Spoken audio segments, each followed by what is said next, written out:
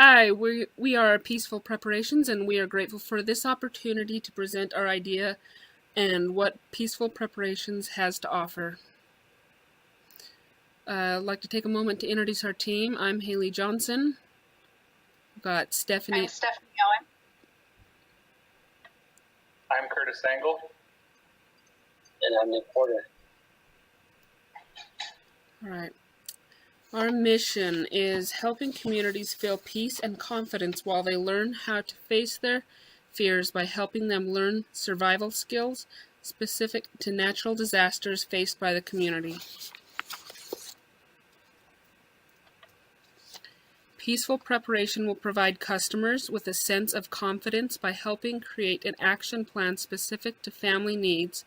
We will eliminate fear of being unprepared for a natural disaster by educating communities, and communities will learn survival methods specific to natural disasters you may encounter and what supplies you may need to have on hand. This is our MVP, is the website that we've created. People can learn more about what we do, sign up for local area courses, or even take an online course if that's what their schedule permits.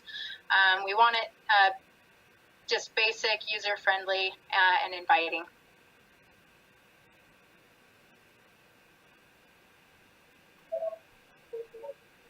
Through the U.S. Census, we found our market size to be just over 300 million.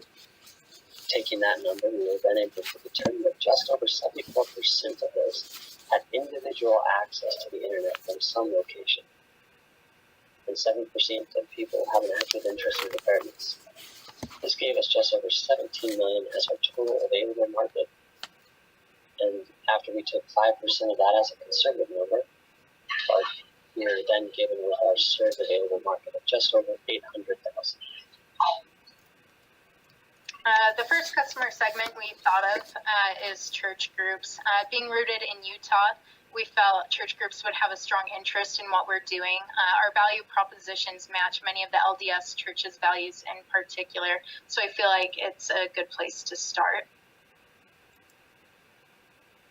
And the church group's empathy map, there's a few things that really stand out, like under what you hear a lot of chairs moving, papers shuffling, people expressing ideas, laughing. People are seeing numbers, agendas, collaborations, papers, familiar faces. Things that are said and done are yes, and how can we help? And there's always the concern to help others. There is the desire to act and complete upon group goals and implement those and visit and get to know other members. And there's also, thoughts and feelings like there's happiness, joy, and the opportunity to serve, and just the desire to solve things. And there's also the pain and the gain of it as well, where there's emergency plans needed and need to know, and not really knowing how to teach emergency preparedness. And a couple of gains would be like having a set plan and having instructors provided and the knowledge of many of the different emergency situations. Our next customer segment that we thought of is schools. Since kids spend so much time at school, there's a high likelihood of encountering a natural disaster while in class. Teachers and kids can use these skills they learn anywhere, however. So we want to help them out. Exactly. And in this school empathy map, a few things that are heard are the cars, the laughing, the balls, the whistles, the bells, and school, a lot of thoughts and feelings. For example, one would be it's like joy to have schools, but it's very overwhelming. And then, there's how many kids can be safely in each classroom. Some things that we would see were smoke alarms, emergency exits, teachers, aides, kids, posters. And it would be like, what's our emergency plan? Has people been accounted for? Then the pain and gain would be like, we need to have a plan in case of an emergency for everyone in the schools, and need to train the teachers to know how to work with the first responders. And the things to gain would be knowing exactly what to do and to be at peace with that. And our third customer segment that we considered is individual families. Having an action plan as well as supplies in case of an emergency is hugely beneficial to families. So we feel really strongly that they're at the core of what we do. Exactly, and individual families in the empathy map, they would be talking a lot about their, cars, people, cooking, what's going on in their lives. They would see their neighbors, their friends, their rooms. They're thinking that they need help. They could be thinking, how can we improve? They prepare meals, they go to school, they go to work. The pains would be like they wanting to keep the family safe and don't know how to formulate a plan, and the gain would be to learn how to keep the family safe. This leads us to our customer relationships. Our get, keep, and grow diagram highlights our target markets, as we previously discussed, and our associated plans to both get, keep, and then obviously grow our customer segments. The main channels that we will be using to deliver our services to our customers are preparedness fairs, internet classes, and seminars. Our most important channel is our website. All of the information for our other channels will be available and accessible through our website. By using our website to deliver our services, we are also able to use it to make our presence on social media, partner and sponsor sites.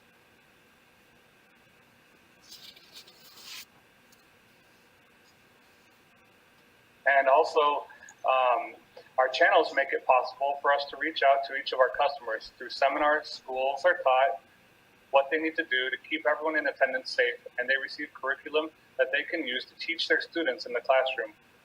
Church groups can also attend or schedule a seminar in which they have their leaders or all their church members attend in order to receive instruction that will benefit their group. Our goal for families is to first reach out to them through our annual preparedness fair, then promote our online courses and seminars for continued learning and preparing for emergencies and meeting other members in the community who are also interested in being prepared.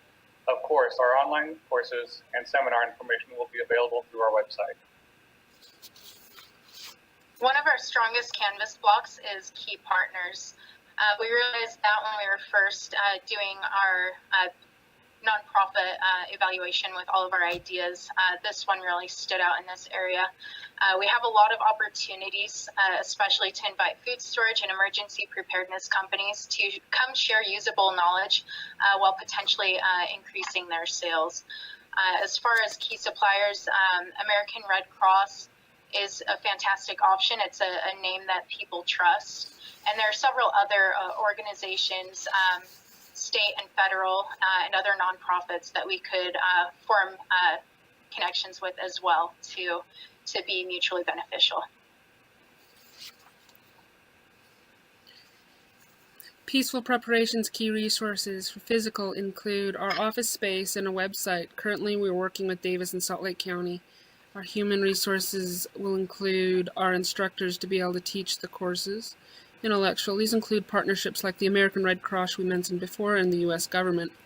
But what I'd like to focus on here is the financial resources. These will come from many different sources, including charitable donations and government funding. I would like to take a moment and talk about what the government gets out of our funding for our nonprofit company. By preparing communities for natural disasters and helping those learn what they need to do to prepare for said disaster, or what to do when a natural disaster happens, it will reduce the amount of government assistance and funding needed to help communities recuperate after a disaster. This will cost the government less in the future. Two key activities that are very important to happen prior to launching are website development and research development. These two activities have overlap between them, which are finding experts and instructors. Our research and design, our bottlenecks will include finding and obtaining our experts or instructors, and our website development will include as well the finding of the instructors and our site testing to determine the problems. Peaceful Preparation has four main costs that are directly related to value given to our customers. Our first cost is our book. We plan on publishing and printing a book with all the most important information our customers need regarding the courses they are taking. Publishing the book will cost around $700.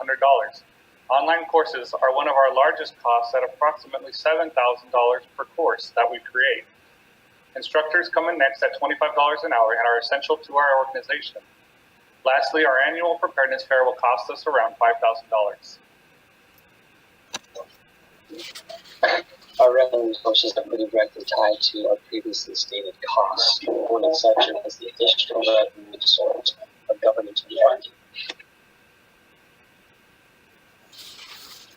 In our income statement, our gross sales should be approximately $85,000, with the book costing $5,000 for the revenue. Online course registration revenue should be $20,000, and sponsorships at $15,000. With the expenses, approximately $21,000 for things like the fixed costs of the instructors, rental facility, the fair, labor. After that year, we expect our operating income to be $63,900. The metrics that matter for our organization are directly related to what we will need to accomplish right away and continue to do so monthly. Revenue sponsorships will help provide most of our starting revenue and will enable us to create partnerships with businesses who have the emergency preparedness interests. Revenue from seminars are essential each month in order to pay the costs of holding them bi-monthly. Our fixed costs are those related to the seminars managing the organization. Spread the word about the seminars and we'll need to pay for paper, printing, and labor to create a physical copy of the ad and pay for Google AdWords as well. The course book will help instructors know what to teach seminar attendees and will enable us to save that cost in the future months in order to begin creation of our online courses. Moving on to business environment analyses regarding market forces first. Understanding our customers' needs and coming up with the right solutions for them is really the foundation of our organization. Interviews have been valuable, and we know they'll continue to be valuable throughout the future.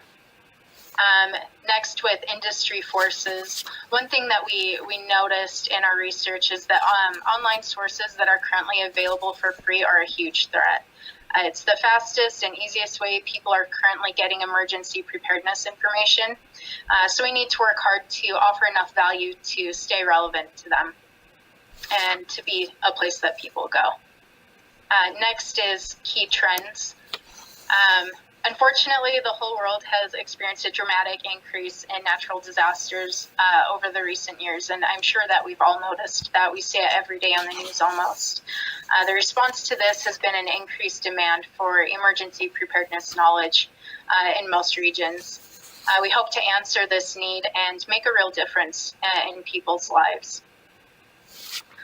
Next, with macroeconomic forces, GDP is pretty strong right now at 3.3% for the most recent quarter of 2017. And so we interpret that an environment that consumers are more likely to possibly invest in emergency preparedness at this time to normal expenses. Moving on to our SWOT analyses. First, with value propositions, we feel that our value propositions are very strong and that we have a lot to offer to communities and individuals. We'll probably be showing people that there's a lot of value here when the danger doesn't seem imminent or like it's right at their doorstep. With revenue and costs, our startup costs will be relatively low with just one class. There are mutually beneficial opportunities for emergency preparedness companies in particular to help offset those costs. Marketing will be another cost to consider, and competing with free online resources might prove to be a challenge. So we'll take that in mind as we move forward. And then as far as infrastructure goes, once again, partnerships are one of our greatest strengths going into this, since businesses can potentially gain a lot of sales. They can back out at any time if things aren't going well, though. So we need to look out for that and make sure that they're getting a lot of benefit. Our most important key activity right now that we've found is finding seed money, though, to get this launched. Our next SWOT analysis is for customer interface. Our online channel will be essential, and we can continue to tailor that to our customers' needs. Our biggest challenge may be getting our potential customers to make time for us in their busy schedules, that we found through interviews. This leads us to our insights from our interviews. And the two main insights that we walked away with was the opportunity of the need for an online customer channel, as well as the potential of schools as a customer channel. And we've seen us talk about both of those in this presentation so far. And this leads us to our canvas. Now, the biggest thing that we'd ask that you notice as you look at the original canvas is the differences that can be seen when we then look at our final canvas. And these differences have come about as we've conducted these interviews, gathered the information about what our customers' needs are, and have then focused our company to meet those needs. Thank you very much.